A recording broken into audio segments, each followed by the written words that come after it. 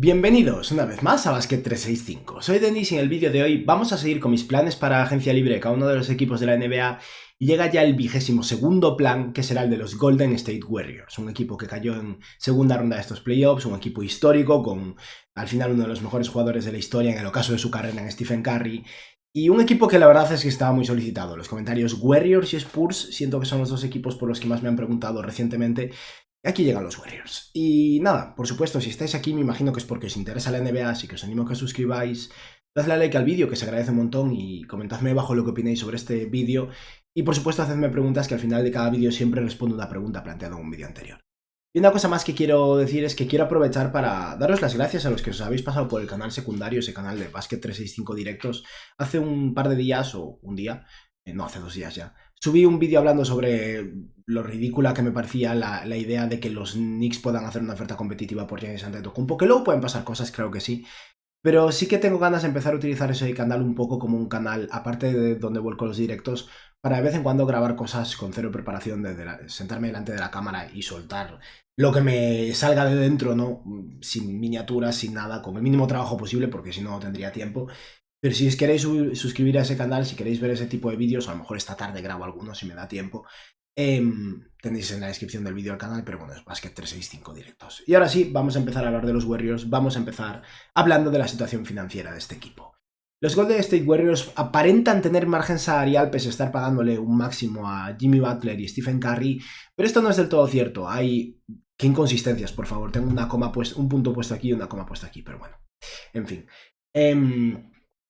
Al final es un equipo que teóricamente podría tener margen salarial, teóricamente podría no estar en el puesto de lujo, pero eso no va a ocurrir. No van a estar metidísimo, bajo ningún concepto van a superar el segundo tax apron, pero sí que tienen la renovación de Kuminga, un par de jugadores más, bastantes agentes libres en general, con lo que van a tener que traer a bastante gente de vuelta.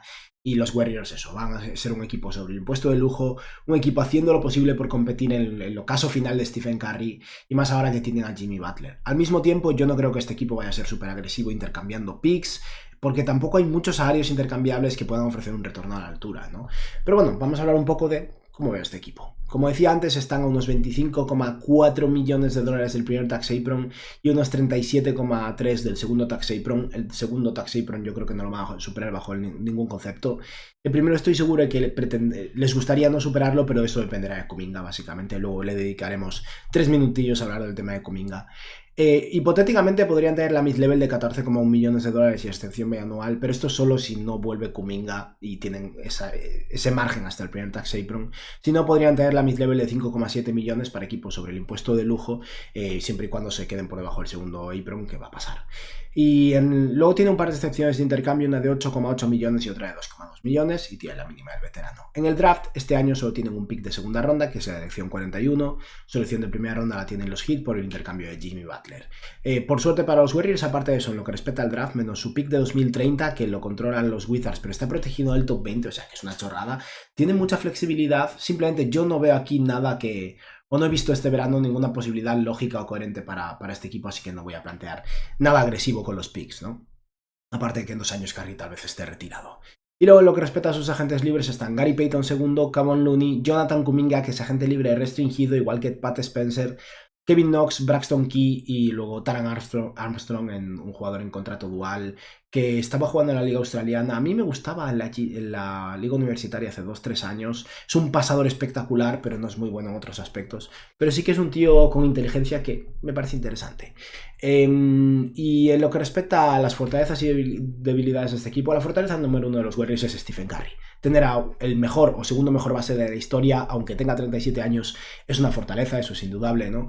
Es un equipo muy potente en defensa, una vez más, gracias a Draymond Green, pero también la labor de Gary Payton II, de Jimmy Butler y, bueno, de un esquema defensivo que funciona. Y es un equipo potente a nivel de tiro, fundamentalmente por Curry y Buddy Hield. Es cierto que no tantos... O sea, al final tienen a Draymond Green y Jimmy Butler, que son dos tiradores vulnerables, vamos a decirlo así, lo cual dificulta un poco las circunstancias. Kuminga también es un mal triplista, pero es un equipo que aún así consigue, bueno, gracias a la gravedad que tiene Curry, Podziemski y Buddy Hield, sacar adelante unos buenos porcentajes de tiro, ¿no? Es un equipo muy flojo a nivel de anotación interior y más con el paso de los años, cada vez Butler o Curry son menos agresivos en el interior, no tiene una gran presencia física más allá de Kuminga y los minutos de Kuminga vienen y van. También flojean en el rebote y es un equipo mayor. Y esto es algo que hay que tener en cuenta, que suma pues el probable declive de cara a la próxima temporada de estos jugadores principales. Serán un pelín peores, tanto Curry como Butler como Draymond Green, y también aumenta el riesgo de lesiones, lo cual dificulta las cosas, ¿no? En lo que respecta a sus jugadores en plantilla, de momento están Stephen Curry, Jimmy Butler, Draymond Green, Moses Moody, Buddy Hield, Brandon Podziemski, Guy Santos con una opción del equipo, Trayce Jackson-Davis con un contrato no garantizado, Quinten Post con una opción del equipo y Rowe, se me ha olvidado ya el nombre, lo sabía, pero se me ha ido Jackson Rowe, que bueno, es un jugador en contrato igual, no le suelo prestar mucha atención a menos que lo tenga muy en el radar. En lo que respecta a las necesidades de este equipo, necesita un defensor de perímetro. Ese podría ser Gary Payton segundo, pero si pierden a Gary Payton necesitan a alguien capaz de defender en esa posición de base o escolta, porque están muy justos en ese aspecto. Necesita un pivot competente, no sé si van a conseguirlo o va a ser una combinación de minutos de Draymond Green combinados con tal vez Kevon Looney si vuelve, más Trayce Jackson-Davis, más Quinten Post, y esas combinaciones de jugadores con carencias pero que aportan en diferentes aspectos. Y creo que necesitan maximizar a Jonathan Kuminga. Y con esto, bueno, me explayaré más después, pero lo que digo con maximizar a Kuminga no es maximizarlo como jugador en su plantilla, donde creo que encaja fatal con Butler y Draymond Green, sino maximizar lo que es el asset de Jonathan Kuminga y no permitir que se vaya sin más y perderlo. Porque para mí sería catastrófico. Eso al final su mayor pieza de cambio de cara a intentar darle una vuelta a la plantilla en diciembre, enero o febrero. Y dicho esto, vamos a hablar entonces de las diferentes decisiones que tomaría yo con este equipo. Y uy, ya está. Aquí no ha pasado nada, que tengo como guía las imágenes y no las había abierto aún. Vamos a hablar entonces de los agentes libres o las diferentes decisiones contractuales que tienen que tomar. Y empezamos por Taran Armstrong, que como decía antes, es un jugador que a mí me gusta, es un base de 1,96 m, con buen tamaño, no es un gran atleta, no es un gran defensor, a nivel de tiro ha mejorado con los años, pero es un pasador de élite. Es un pasador de verdad con muchísima capacidad. Y esa inteligencia, ese saber hacer ofensivo a nivel de pase, creo que puede ayudar a que encaje en Golden State. Yo lo mantendría en contrato dual, no es que vaya a tener mercado para más tampoco, pero a lo mejor acaba convirtiéndose en ese tercer base del equipo dentro de unos meses, quién sabe. Así que me parece una idea interesante. Luego está Braxton Key, que me da más igual, fue el típico fichaje de sumar un jugador 15º a la plantilla de cara a los playoffs. Kevin Knox básicamente es lo mismo, aunque sí que entró un poco antes. Es decir, que Knox no fue catastrófico del todo para los Warriors. Yo hace un par de años aún confiaba un poco en ese posible jugador 3&D decente, aunque ya lejos de lo que podría uno esperar cuando fue un pick de lotería, pero yo a estas alturas lo dejaría ir y le reservaría sus espacios en la plantilla para otros jugadores. Guy Santos tiene un contrato con opción del equipo, cobra la mínima básicamente. Yo todavía no tengo claro si Guy Santos es un jugador de la NBA o no, pero ha tirado de 3 a nivel decente y tiene tamaño de alero y trabaja duro. A mí me gustaría mantenerlo en torno al equipo. Y es un tío que llegó por los pelos, básicamente fue ese 15º jugador de la plantilla de los Warriors de cara a playoffs hace 2 años y poco a poco fue haciéndose hueco. Y aprovechando que tiene una opción del equipo, yo creo que le ofrecería la típica extensión muy barata, rechazar esa opción, renovarlo por 3-4 años con poco dinero garantizado, garantizarle solo este año y el año que viene tal vez a nivel parcial o algo así. Por si acaso suena la flauta, yo no tengo tanta fe en él, pero al mismo tiempo es un riesgo mínimo por un jugador que al menos conoce el sistema, ¿no? Luego está Pat Spencer, siempre dudo porque entraron en la NBA Cam y Pat Spencer, uno juega en los Grizzlies y este que es el mayor en los Warriors, si no me equivoco este es Pat, que es el que era una estrella de lacrosse y luego decidió jugar al baloncesto y ahora está en la NBA, increíble. Este tío es bueno, estuvo en contrato dual hasta el final de la temporada, tiene es agente libre restringido, es novato al final, aunque tenga como 28 años, porque eso, tuvo una carrera primero como estrella de lacrosse.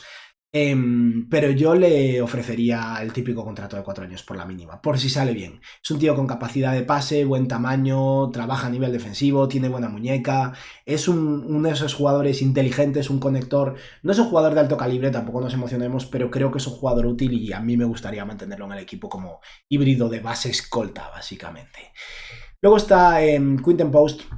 Es evidente que a Post van a renovarlo a largo plazo, tiene una opción del equipo, después de empezar en contrato dual el año, se gana un hueco en la plantilla. Post tiene carencias claras a nivel defensivo y a nivel de movilidad, pero es un tío que mide 2'13 o 2'10 o lo que sea y que mete triples. Y eso es útil y más cuando es muy barato. Y los Warriors pueden renovarlo por 4 años, opción del equipo del último año, el típico contrato por la mínima, lo mismo que le ofrecería Guy Santos al final, y yo lo haría sin dudar. Luego está Trayce Jackson-Davis, que tiene un contrato no garantizado, yo lo garantizaría seguro. Dentro de un año, en 2026, será agente libre restringido, ahí ya se verá. Podrían ofrecerle una extensión de contrato. Yo tal vez le ofrecería la extensión de Miles McBride, 3 años, 12 millones, algo así, unos 4 millones por año, un poco más de la mínima.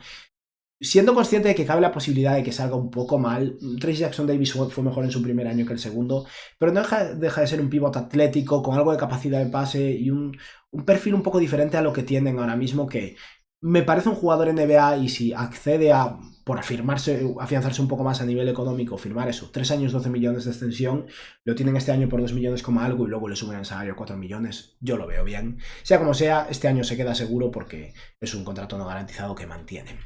Y ahora ya pasamos a agentes libres, y el primero es Kevon Looney. A mí me gustaría mantener a Kevon Looney si fuera los Warriors, no por lo que estaba cobrando antes. Básicamente, si no tiene mercado o su mercado es de la mínima del veterano, me imagino que estará dispuesto a volver a Golden State por la mínima. Y yo por la mínima lo mantendría. Pero si no, creo que les vale la pena buscar alternativas en la agencia libre. Tal vez con esa mid-level de equipo sobre el impuesto de lujo de 5,7 millones puedas conseguir a alguien un poco mejor, consiguiendo un poco de descuento también por ser San Francisco, que al final es un mercado potente y eso seguramente ayude. Pero eso, Looney me gusta mucho, ha sido un gran soldado en Golden State. Yo creo que no le queda mucho que aportar y al mismo tiempo hay minutos en los que te fías más de él que de los niños, ¿no? De Quinton Post o Trayce Jackson-Davis. Y por eso es una decisión complicada, pero de algún modo tienen que generar espacios en la plantilla, hay que darle una pequeña vuelta a esto, así que vamos a considerar que un principio Looney se va. Y luego está Gary Payton II. A Gary Payton II a mí me gustaría mucho mantenerlo. No creo que tengan que pagarle muchísimo, pero Gary Payton va a tener mercado por más de la mínima del veterano. Mi idea o lo que yo tengo en mente es que probablemente haya equipos dispuestos a ofrecerle la mid-level de equipos sobre el impuesto de lujo, esos 5,7 millones. Hay varios equipos en los que encajaría. Por lo que tal vez Golden State pueda retenerlo por un poco más, tal vez 2 años o incluso 3 años de contrato, aunque ya tiene una edad. 3 años, 18 millones, 6 millones de dólares planos por año, opción del jugador en el tercer año a lo mejor. Pero digamos que un salario de 6 millones por año creo que es suficiente para mantenerlo. Si un equipo le pone sobre la mesa 8 o 9 millones, tal vez se vaya, porque no le queda mucho de carrera, desde luego, y no ha ganado tantísimo. Pero donde mejor ha funcionado Gary Payton es en Golden State y lo necesita a nivel defensivo, aun si ya no es tan bueno como era hace 4 o 5 años, por lo que yo por unos 6 millones lo mantendría con tranquilidad, ¿no? Luego tenemos a Draymond Green. Esto es curioso. Draymond Green todavía tiene un año de contrato, no se va a ningún lado, pero dentro de 2 años finalizan los contratos de Stephen Curry y Jimmy Butler. Por cierto, Curry podría firmar una extensión, pero no vamos a hablar de eso.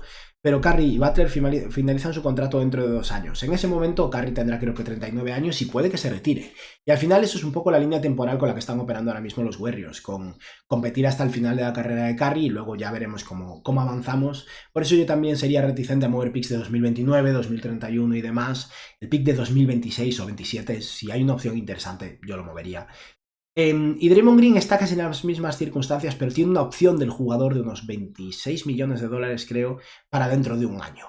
Si quieren, pueden negociar una extensión con él. Si quieren ofrecerle un año más de contrato o algo así, Draymond Green cobrando pues unos 20 y pico, 30 millones durante un año más que Curry y compañía, no me parece catastrófico y a lo mejor como tiene 35 años y no 37 y no pretenderá retirarse en el mismo momento, te ahorras a Draymond Green enfadado hablando en su podcast, que es algo que puede ocurrir. A mí no me parece catastrófico eso, pero yo no le ofrecería más de un año más de contrato. Si no, pueden esperar el verano que viene y ya negociarán en función de cómo vayan las cosas. Green sigue siendo muy bueno al baloncesto, por cierto. Es un bocaz chancla, a mí me desquicia cada vez que agarro un micrófono, pero es cierto que baloncesto todavía controla bastante. Aun si a nivel ofensivo tiene sus carencias, es un jugador muy bueno a nivel defensivo, sin el que los Warriors no serían lo mismo. Y vamos a hablar ahora de Jonathan Kuminga, que es lo importante. Y Kuminga nos va a llevar un rato, tengo que hablar aquí del Base Year Compensation, porque al final es un poco la clave de todo esto, ¿no? Jonathan Kuminga fue el pick 7 de su draft. Ha tenido flashes muy potentes y de hecho sus últimos partidos de playoffs también fueron potentes. Yo creo que ahí estaba un poco exponiéndolo, me da la sensación. Pero Kuminga es un jugador que esta temporada ha promediado 24 minutos de juego, 15 puntos, 4,6 rebotes, 2,2 asistencias, 3,4 triples intentados, un 45% en tiros de campo y un 31% en triples. Pros de Kuminga: es un atleta extraordinario, solo tiene 22 añitos y es un jugador que tiene el potencial de llegar a ser una estrella y un jugador muy potente. Contras: no es muy listo a nivel baloncestístico, no sé en su día a día, pero a nivel baloncestístico va justo. No es un buen pasador en absoluto, a nivel defensivo se pierde, aun si tiene los recursos para ser un defensor de élite, y no tiene buena muñeca. El resumen es que es un tío que no encaja en absoluto en Golden State. No puedes darle el balón a Kuminga y quitárselo de las manos a Curry o Jimmy Butler, ahora que ya ha llegado Jimmy. Como es un mal tirador, no encaja con Butler más Draymond Green al mismo tiempo, y está en unas circunstancias muy raras. O sea, que lo ideal sobre el papel, de hecho sé que me lo vais a decir alguno en los comentarios, por favor escuchadme esto, escuchad con atención estos próximos 2 minutos y luego comentad sobre el tema. Lo ideal para los Warriors sería que Kuminga se fuera en un sing and trade o algo así, conseguir valor a cambio equivalente a lo que puede valer Kuminga, que es un tío valioso, 22 añitos, potencial estrella, aun con sus carencias. El problema es que en la vida real las cosas no funcionan así. Kuminga viene de cobrar 7, algo millones de dólares en su cuarto año en la NBA. Su qualifying offer es de unos 10,2 millones, lo cual quiere decir que si Kuminga se frustra mucho con los Warriors, en agencia libre restringida no hay opciones porque no hay dinero, recordemos, podría tomar esa qualifying offer, pero son 10 millones, no son 18. Kuminga cree que es una estrella, tened eso en cuenta también. Y en medio de todo esto al final está el tema del sing and trade y las dificultades que conlleva para un equipo como Golden State. Base Year Compensation, lo que decía antes. Esto es al final una regla que afecta a los sing and trades cuando un salario se eleva mucho. Si un jugador como Kuminga, que cobraba 7, algo millones, decía antes, accede a un sing and trade a otro equipo, con los Warriors involucrados obviamente y todas las partes pertinentes, si su salario se eleva más de un 20%, que obviamente va a pasar un 20% extra de 7 millones, es una miseria para salarios NBA. Si su salario se eleva más de un 20%, entramos en esa restricción del Base Year Compensation. Dios, no sé decir la palabra. Y esto lo que hace es que el salario de Kuminga cuente como la mitad para los Warriors a la hora de enviarlo con respecto a lo que está firmando realmente Kuminga. Manera simplificada de explicarlo. Kuminga, su salario sube más de un 20%. Digamos que sube de hecho su salario a 20 millones, que es muchísimo más de un 20%. Como entra dentro de esa restricción, para los Warriors, si están enviando a Kuminga a, yo qué sé, digamos Atlanta porque tiene una trade exception de 25 millones. Kuminga se está yendo a Atlanta en un sing and trade de 20 millones de dólares. Los Atlanta Hawks están recibiendo 20 millones de dólares. Los Warriors técnicamente, a nivel financiero, están solo enviando 10 millones. Esto es viable con Atlanta porque tiene una excepción que pueda absorber a Kuminga y no tiene que enviar salarios equivalentes. Podrían enviarle a Georges Niang y un pick a los Warriors o no enviar nada. Pero si en vez de Atlanta involucramos a un equipo que tenga interés en Kuminga pero no tenga ni una excepción ni margen salarial, imaginaos que los... Es un ejemplo raro, pero imaginaros que los Wizards, da igual, quieren ir a por Jonathan Kuminga porque es una pieza joven con talento a ver qué tal les sale, pero al mismo tiempo no tienen margen salarial. Los Wizards técnicamente están absorbiendo 20 millones de salario. Los Warriors están enviando 10. O sea que Washington, para absorber el salario de Kuminga, tendrá que sacar de su plantilla, digamos, no 20 millones, pero sí el necesario para llegar a ese intercambio, que a lo mejor son 16, 17 millones. No pueden enviarle todo eso a Golden State porque es un salario, hay una diferencia salarial enorme. Y es donde empiezan los problemas. O sea, tú al final estás enviando a Jonathan Kuminga en un sing and trade a algún equipo cobrando 20 millones, 25 millones o lo que sea, y el salario que llega por el otro lado es inferior probablemente de un jugador no tan potente y al mismo tiempo ese equipo tiene que hacer malabares para enviar jugadores a otros lados. La idea que mucha gente menciona, Jonathan Kuminga a los Nets por Cam Johnson. Cam Johnson cobra 20 millones. Para que Jonathan Kuminga llegue a los Nets por Cam Johnson y los Warriors puedan absorber a Cam Johnson, le tienen que pagar a Kuminga 42 millones de dólares. Y ahí está el problema. Y por ese motivo, creo que teniendo en cuenta que solo los Nets tienen margen salarial y que el sing and trade de Jonathan Kuminga es muy complicado, Kuminga se va a quedar en Golden State. Yo creo que va a empezar el año los Warriors y es lo más lógico para todos. A nivel económico para Kuminga es lo más lógico. Si llegan los Nets y le ponen 30 millones de dólares sobre la mesa, ahí es donde se complica la cosa. Pero menos de 30 millones, si los Nets le ponen 25 millones sobre la mesa a los Warriors, van a igualar la oferta. Porque es un asset que todavía vale eso por edad, por talento, por potencial. Es menos de lo que cobra Jalen Green, por ejemplo, y lo pueden mover durante la temporada. Y desde luego, si nadie le hace una oferta a Kuminga y al final alguien le ofrece la mid-level completa, están haciendo un favor a los Warriors, porque igualan y se quedan a Kuminga por 14 millones, que es un chollo. Al final el resumen es que Kuminga no se va a ningún lado. No tiene sentido para los Warriors, no tiene sentido para ningún equipo intentar ir a por Kuminga porque es muy complicado, y no tiene sentido para Kuminga a nivel económico. Y si eres Jonathan Kuminga y estás muy frustrado en Golden State, ¿de verdad va a tomar la qualifying offer de 10,2 millones en vez de llegar a un acuerdo con los propios Warriors por más dinero, asegurarse más a largo plazo y luego ser intercambiado, con la garantía de que Golden State le promete en diciembre, 15 de diciembre eres intercambiable, entre el 15 y el 30 de diciembre estás en otro equipo, pero han sacado valor por él? Yo creo que es lo que va a pasar y es lo más lógico. Y por eso yo he estimado que Kuminga cobrará unos 17, 18 millones de dólares. Creo que básicamente veremos un acuerdo de 3 años con más salario que la qualifying offer, pero no una locura. Tal vez opción del jugador en el tercer año. Si Kuminga cobra eso, firma 3 años 50 millones con opción del jugador en el tercer año, ese contrato en diciembre, quien sea que lo adquiera, tiene a Kuminga durante año y medio para evaluarlo y tras eso tiene la opción del jugador, tiene capacidad de negociar y retenerlo. Y eso es lo que va a pasar, es lo más lógico. Y en ese momento, Golden State en diciembre, enero, febrero, antes del cierre de mercado, tendrá un salario de 17 millones de un jugador joven con talento, con un buen contrato que podrá intercambiar y sacar valor equivalente en vez de tener que hacer malabares. Así que sí, Kuminga se queda en Golden State. Aquí, estimado 17 millones de dólares de salario inicial. Si al final acaba siendo más, en todos estos planes, en mis cálculos, podría cobrar hasta 23 millones sin problemas. Si todavía cobra más, una vez más, yo mantendría ese, yo lo igualaría. Los Warriors no tienen por qué pagarle más, pero yo igualaría ofertas de hasta 25 o 26 millones. Si los Nets ofrecen más que eso, intentaría presionar un poco para ver si me paga un pick y si no, pues joder, porque es demasiado dinero. Ya está, llevamos un buen rato con Kuminga, vamos ahora a hablar de cómo quedaría la plantilla y luego hablaremos de posibles fichajes. Los Warriors pasarían a tener esta plantilla con Stephen Curry, Brandon Podziemski, Moses Moody, Jimmy Butler, Draymond Green, Gary Payton II, Buddy Hield, Guy Santos, Jonathan Kuminga, Quinten Post, Pat Spencer y Trayce Jackson-Davis. Como decía antes, aquí no vamos a contemplar a Kevon Looney, podemos decir que vuelve o no vuelve en función de lo que consiga en agencia libre, pero esta es la plantilla. Y tienen el pick 41 del draft, donde no hay muchísimo valor, pero sí que hay alguna opción interesante y voy a mencionar unos cuantos nombres antes de hablar de posibles jugadores que podrían firmar con su mid-level de 5,7 millones, la de impuesto de lujo. Más dinero no podrían utilizar a menos que pierdan a Kuminga, pero con 5,7 millones y siendo un mercado potente tal vez puedan atraer a algún jugador interesante. Pero bueno, en lo que respecta al draft, por mencionar algunos nombres, Kobe Brea, que es un muy buen tirador de ala, si está disponible en el pick 41 para este equipo es una opción muy interesante, además les da la opción de tal vez prescindir de Buddy Hield y moverlo a algún equipo, como Orlando, por ejemplo. Luego hablaremos de eso. También está Yannick Nidenhauser, que es un pivot súper atlético que está ganando fuerza. Básicamente un pivot tradicional, pero más grande que Trayce Jackson-Davis, que les da esa verticalidad y ese jugador atlético joven que como un salario inicial de 1,3 millones es muy interesante para los Warriors. Es un perfil diferente y si está disponible aquí yo me lo plantearía. Luego está Hansen Yang, un pivot chino con muchísimo talento, muchísima capacidad de pase, pero limitado en defensa.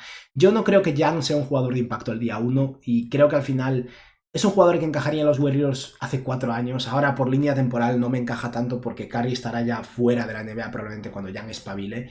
Pero sí que es un tío que es grande y tiene una capacidad de pase muy interesante. Y en el pick 41 puedes probar suerte por si sale realmente bien. Y ya por mencionar un par de nombres más, uno es Jamir Watkins de Florida State, un jugador de ala 3&D básicamente. Su tiro de 3 tal vez está un poco sobrevalorado, pero bueno, se espera que sea capaz de tirar de 3 y es un tío que defiende con un buen tamaño para ser un escoltalero defensivo, que al final es algo de lo que no van tan sobrados los Warriors, por lo que me parece una opción interesante. Y ya el último nombre, que de hecho es el jugador que voy a mencionar al final, con el que vamos a seguir, es Dennis Proctor, un jugador que yo creo que está un poco infravalorado, un base que no es un playmaker natural o principal, siempre ha jugado con jugadores más creadores, ¿no? Cooper Flag, por ejemplo, Pablo Banquero, pero un base que ha tirado más de un 40% desde 3 o un 30 y largos de 3 en su carrera universitaria, bueno a nivel defensivo, que mide 1,96, no es un base pequeño, y creo que como ese perfil de base suplente complementario medio 3&D es una opción muy interesante y un muy buen valor en este rango para quien sea, y en este caso para los Warriors. Y ahora por hablar de la agencia libre voy a hablar de 5 pivots tristes, deprimentes, porque estamos hablando de 5,7 millones de dólares, no de mucho más. Pero antes de nada hay una opción de intercambio que mucha gente querrá mencionar, que es la de Vucevic. Yo no la veo. Para intercambiar por Vucevic tendrían que poner sobre la mesa Moses Moody y Buddy Hield o algo equivalente y yo no lo veo.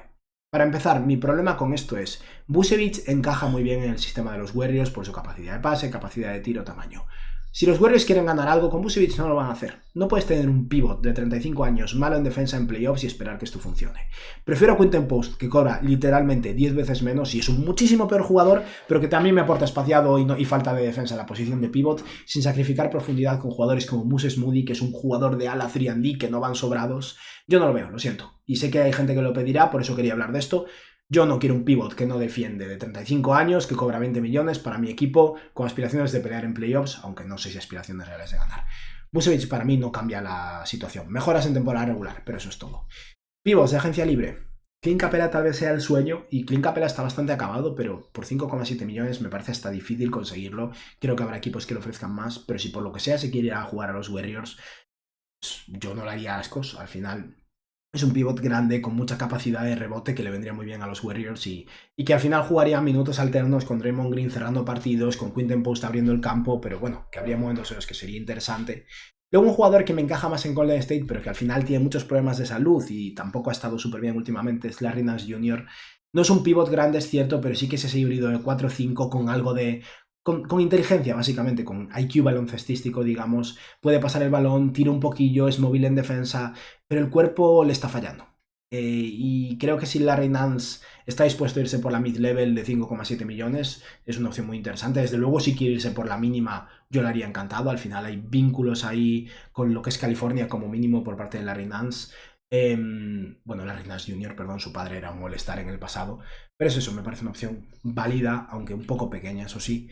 Y luego, ya por menos dinero, pero tal vez Jericho Sims, como pívot atlético grande, es agente libre en los Bucks, sin restricciones. Yo creo que Milwaukee lo renovará, es un jugador relativamente joven y aún si tanto si se queda Giannis como si lo mueven, no es una mala opción mantenerlo ahí en el equipo, pero a mí lo que me gusta de Jericho Sims es que es una opción diferente o una alternativa diferente al tipo de jugadores que tienen ahora mismo los Warriors, pero bueno, tampoco es un jugadorazo ni mucho menos. Y ya una opción rara, pero que puede servir para sacar algún pick de segunda ronda.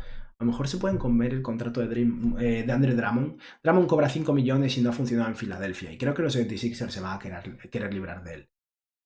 Si los Warriors no están muy preocupados por el impuesto de lujo siempre y cuando no superen el segundo tax apron, a lo mejor pueden dedicar su mid-level de 5,7 millones a absorber el contrato de Draymond Green porque opera como una excepción de intercambio esta mid-level, todas las mid-levels. Básicamente porque si en agencia libre ven que no hay nada digno de nada que no sea la mínima del veterano, si los 76ers te ofrecen 2 segundas rondas por comerte el contrato de Drummond 15 minutos por partido, bajando rebotes, creo que puede ser útil y solo es un año de contrato. No es maravilloso, desde luego, y yo buscaría alternativas, pero no creo que sea imposible, ¿no? Y ahora por mencionar un par de intercambios menores, creo que sería interesante estudiar el Buddy Hield por Goga Bitadze. A mí Hield me pareció una opción interesante para Orlando en la agencia libre pasada, al final no ocurrió. Y ahora mismo Hield tiene un buen contrato, viene de un buen año en Golden State, es un muy buen tirador y cobra más o menos lo mismo que Goga. Y al final Bitadze es un poco redundante en Orlando. A mí me parece lógico que aprovechen los Magic para sacarle valor en esta agencia libre, moviéndolo a algún equipo y consiguiendo algo que les aporte tiro que realmente lo necesitan. Y yo creo que esto ayuda a ambos equipos. Goga sería el mejor pívot del equipo, sin lugar a dudas. Es un muy buen pívot defensivo y con buen contrato además. Y para los Orlando Magic, consiguen un tío que realmente pueda aportar tiro en un equipo que realmente lo necesita, que cobra menos de 10 millones de dólares, lo cual creo que está bien. Luego, por mencionar una opción más, Gafford es alguien que supongo que algunos os planteáis. A nivel salarial, Daniel Gafford por Moses Moody funciona. Una vez más, Moody con 3 años de contrato, con un muy buen contrato en mi opinión, yo estoy cómodo con eso, mucho más que con Gafford, que es un pívot atlético interesante, que probablemente ayudaría al equipo, pero al final para mí estás generando una necesidad a cambio de solucionar otra, cuando estás sacrificando básicamente a tu mejor jugador 3&D en este momento por Daniel Gafford o por un pívot de 20 minutos por partido, que es el fuelle que tiene Gafford a nivel físico. Yo no lo veo, pero tenía que mencionarlo. Y ya casi acabamos, vamos a ver cómo quedaría entonces la plantilla. Vamos a considerar que intercambian por Goga Bitadze y que han seleccionado a Tyrese Proctor, con lo que entonces el equipo pasaría a estar compuesto por Stephen Curry, Brandon Podzinski, Moses Moody, Jimmy Butler, Draymond Green, Gary Payton II cobrando unos 6 millones, Pat Spencer, Guy Santos, Jonathan Kuminga, Goga Bitadze, Tyrese Proctor, Trace Jackson Davis y Quinton Post. Y este equipo tiene 2 espacios libres en la plantilla. Solo van a rellenar uno porque, como todos sabemos, no es necesario rellenar los 15. Y si un equipo es caro y está sobre el impuesto de lujo, es mejor ahorrarse ese dinero.